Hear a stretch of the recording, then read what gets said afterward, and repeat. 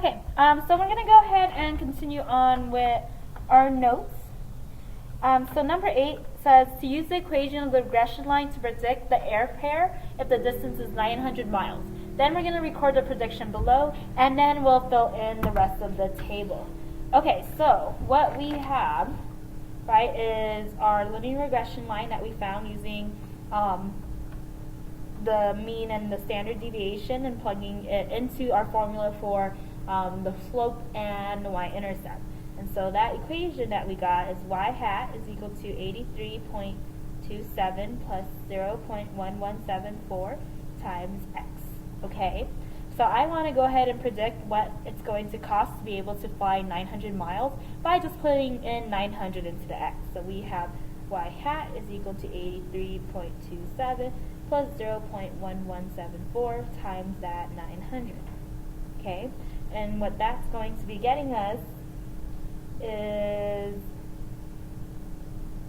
$188.90. So I'm going to go ahead and put that in here. Right? Now I can go ahead and do that for 901, 902, 903. Right? So for 901, same idea. There's my equation. I'm going to put in 901 into x. And then what we are going to end up getting after you punch it into the calculator is 189.02. Okay.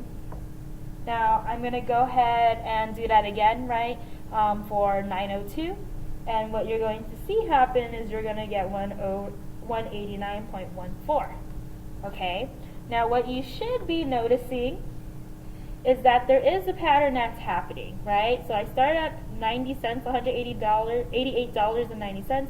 Now I'm at $189.02, $189.14. If I do the next one, it's going to be $189.26. Okay?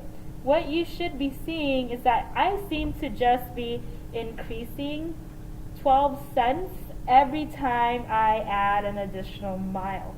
Okay, so 12 cents every time I add an additional mile.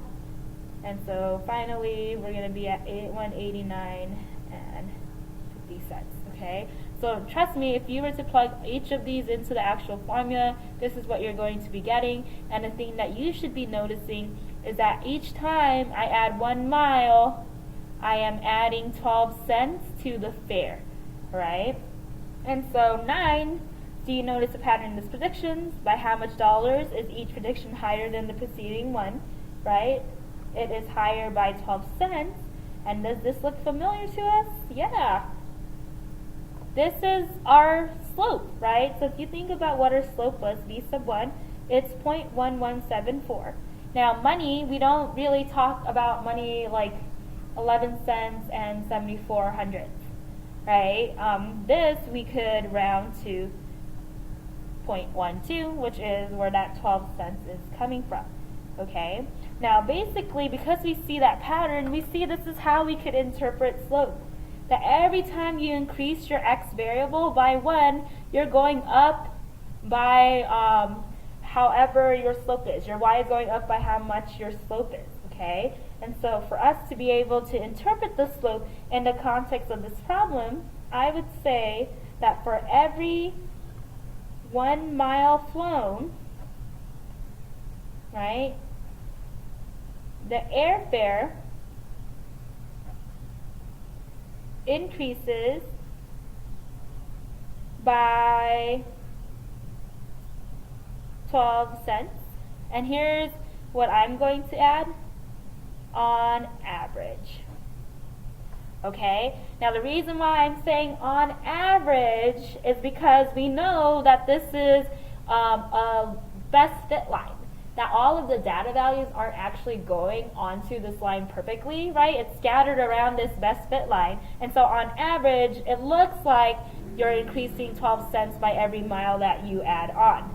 Okay, now 11, the last one of this set of problems, is asking us, by how much does the regression line predict airfare to rise for each additional 100 miles that a destination is farther away? Okay, so let's just think about this. This one's a quick problem. So what we know from our slope is that every time you increase by 1 mile, you're going to increase by $12. And so if I want to do 100, or not $12, sorry, 12 cents, right? And that was coming from the fact that we rounded the 0.1174 up, all right? And so if I wanted to do 100 miles, right, I'm going to multiply that by that 0.1174, right? And so we would predict that for every additional 100 miles, we're going to have to pay $11.74, okay? If we just use the 0.12, right, if we just kept that rounded up already as we had it over here in the way that we interpreted the slope, we would say $12, okay? So if I wanted to know how much we predict the airfare is going to rise for an additional 200 miles, then I'm just going to take 200 and multiply that with your slope, okay? Okay, so let's go ahead and continue on with our notes. So we had already interpreted the slope of the least squares regression line. Now here's our general sentence, okay? So you just have to change it based on what your actual x variable is and what your y variable is. So I want you to write it just like this, okay? This is how you're going to ensure that you get full points and full credit on the free response section of the AP test. So for every increase of one x variable, and then you're going to add the units, so whatever it is in the context of the problem. For us, for every mile that is traveled, right, for the airfare. So for every increase of one x variable, make sure we include the units. The y variable, so whatever it is, again, just look at the context of the problem. Now depending on whether or not the slope, so I'm going to underline that, right? Depending on whether or not the slope is negative or positive, right, we're going to say increases if the slope is positive, decreases if your slope is negative, right? So that's just going to depend on the problem. So for every increase of one x variable units, the y variable increases or decreases by the slope, and you're going to make sure you add the units.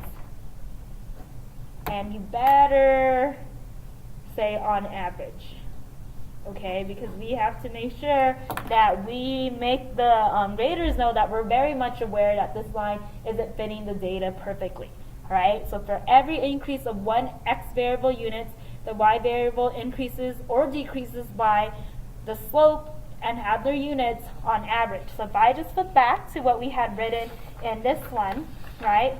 For every 1 mile flown, the airfare increases by 12 cents on average. For every one x variable units, right, so mile is a unit and then this is the distance that is flown, that's the x variable, the airfare, which is the y variable, increases because our slope is positive by the slope, which is 12 cents, and then of course we added the on average, okay? So we're going to make sure that we practice writing and interpreting our slope exactly how we wrote it, okay? So here's just another example of us just trying to write this out, okay? So let's just say that there was a least squares regression line that was found for miles per gallon versus horsepower, right? So horsepower, we're going to make our x variable, and then the miles per gallon is going to be our y variable. Okay, for different, the actual regression line is right here. So y hat is equal to 46.87 minus 0.084x, okay? Now this right here, that is clearly our slope because it is the coefficient of x, so that's b sub 1. And so I'm going to make sure that I use that, all right? So I'm going to go ahead and recognize that horsepower is my x variable and that MPG is my y variable. And so I'm going to write this sentence out, okay? So just like that. For every increase of one, now x variable unit, so horsepower, so I'll say for every increase of 1 horsepower in a car, comma, the y variable, okay, so now my y variable is mpg, the miles per gallon of a car. Now look at your slope. Our slope is negative 0.084, and so we're going to say decreases.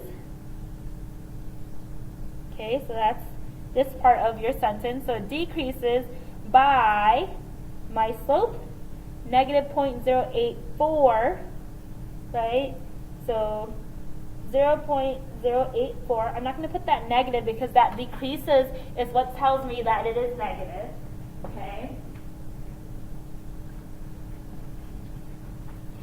So the mpg of a car decreases by 0.084. Now our y variable, right, is what we're looking at, by 0.084 miles per gallon on average. Okay.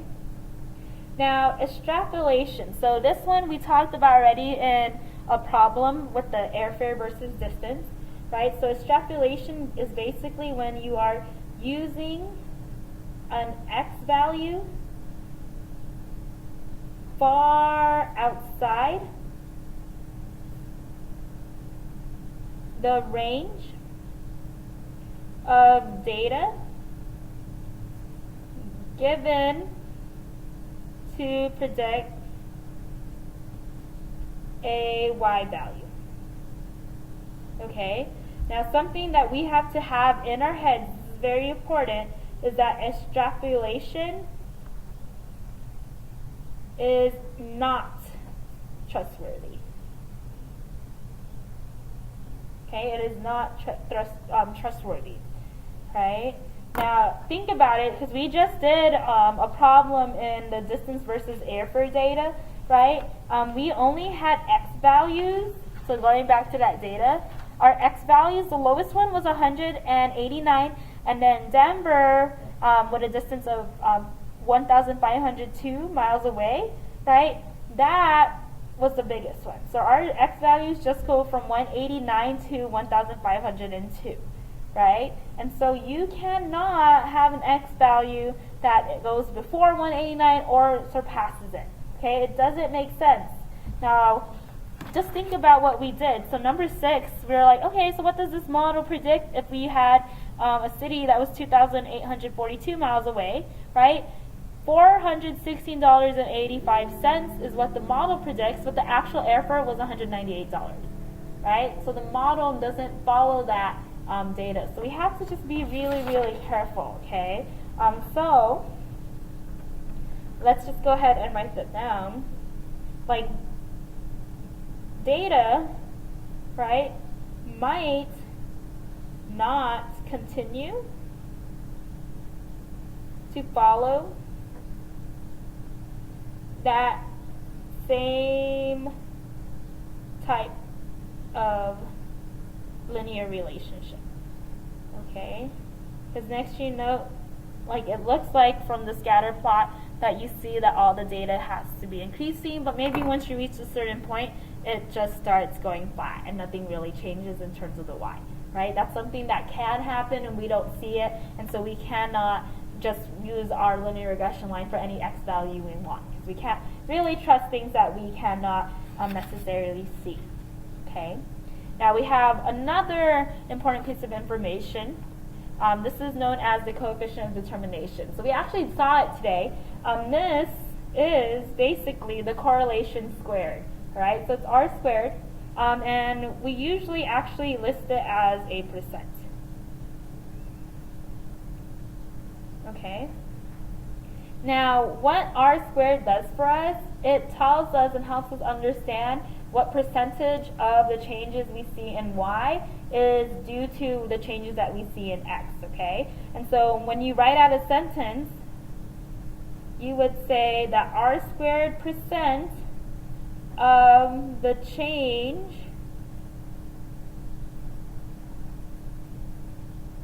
in the y variable. So I'm going to underline the stuff that is going to change depending on the problem. So obviously r squared is going to be different based on whatever your problem is. Your y variable, actually put in the y variable in the problem, right? And then, so r squared percent of the change in the y variable is due to the change in the x variable, right? And then of course you would want to put that in there, okay? Now for the airfare data, we know that r, right, this is given to us, was 0.795, right? If I square that, then I'm going to find my coefficient of determination, and so my coefficient of determination is 0.632. Now once I have that, I can write out my sentence interpretation. So 0.632 is 63.2%. So we want to write it as a percentage. So we could say that 63.2% of the change in the airfare is due, okay, so let me just underline, the airfare, there's your y variable, right, so I'm just copying the sentence exactly, is due to the change in the x variable, which in that problem is the distance flown. Okay. Again, another sentence that we have to know how to write. If you want to get full credit on a free response question, if they ever ask you to interpret r squared or to tell them about the coefficient of determination, then this is the sentence that you're going to write. R squared percent of the change in the y variable is due to the change in the x variable. Okay, so we're going to have a lot of sentence stems like that, where that's the language that you want to use to ensure that you can show them that you understand what each of the numbers that you get. Okay, so let's go ahead and continue on with the notes. So we're going to go ahead and revisit residuals.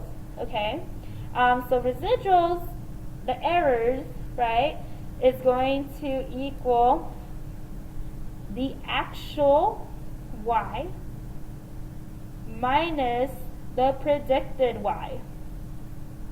Okay, so we already have talked about this. So the actual y is from the data that is given.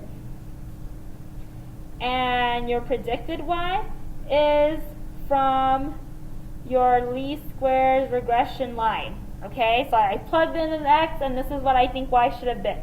Now with our notation, we use y, right? And then I'm going to put a subscript of I, because then it could be the first y value you have, or the second y value you have, or the last y value you have, or the 100th one, okay? Just depending on what your data looks like. And then you're going to subtract your predicted y, right? So y hat. Now the sum of the residuals is going to equal 0, and then the mean of the residuals will also equal 0. Okay? Now the residual plot, right? Now it's important that we actually look at these residuals so that we can decide whether or not a linear regression is a good representation of that data. Okay? Now a residual plot is just a scatter plot of the x variables values versus their residuals. Okay, and so if you had a scatter plot, okay, and then you made a LSRL line, right, an LSRL, right? We see again that this line isn't perfect. Like there's some of the data values that are above it and some of the data values that are below it. And so that means that this, right, is going to have a residual that's going to be positive versus the ones down here are going to have residuals that are going to be negative, right? And so if I were to add all of the positive residuals, that's going to equal all of my negative residuals, okay? So that's going to be important to us. Now what our calculator can do is make a residual plot. Now sometimes if the free response question is going to ask you about the residual plot, they will actually give it to you, okay? And then they just want you to interpret it, okay? So here's our residual plot. So this line right here, this is when our residual is 0, meaning there's no error, right? And then what we want to see is that we have a scattering points all over, okay? So what we have here is a scattered residual plot, and let me just make it clear, that is a good thing, okay? So when we make a residual plot, we want it to be scattered like that, okay? Because what that tells us is whether or not the linear regression line is actually a good fit for our data, okay? And if it's not, then that means there might be one that's more useful, okay? So if I look at maybe a scatter, if I look at a scatter plot and the shape of it is more curved, right, then when I do a residual plot of a linear regression line, I'm going to probably see some type of curved pattern in the residual plot, and that's actually not something that we want to see, right? We don't want to see a pattern there. So when you see a pattern there, then it tells us that the LSR line might have not been the best fit, okay? So the residual plot helps assess the fit of your LSR line, okay? If there is no pattern, meaning the dots that are along that residual plot, right, is scattered, then that's telling us that our line is a good model for the data, okay? If you see a pattern, if there's some type of curve, or there's a form, or they're like clumped up somewhere, then this is telling us that another model or equation, quadratic, exponential, etc., right, would be a better fit for the data. Okay, so there's maybe some other model that works better than the linear regression line. Now here's the thing, so I want to make it very clear. Like, just because seeing a form on the residual plot is not a good thing for us in terms of linear regression line, because it's saying that there might be a chance that another model is going to be better fit, doesn't mean that the linear model can't be used, okay? Like, you can still use the linear model. It still gives you some information. It still can help you say something about a pattern, right? It's just when we see that there's a pattern in the residual plot, it just tells us that perhaps there might be something that has a better fit, okay? Okay, so some good examples of the scatter. So we know what scattered means, okay? So we want it to be all over the place, like a good amount that's on the top, a good amount on the bottom, and there's no form to it whatsoever, okay? Now when I take the residual and I see that I have the residuals kind of taking a parabolic shape like that, then I know that this is probably not the best thing for our data, okay? So I could have something that looks like that. If I have something that looks like this, so this one is known as the horn pattern, okay? So something like that for the residual. Not, again, the linear model isn't going to be the best fit, right? There might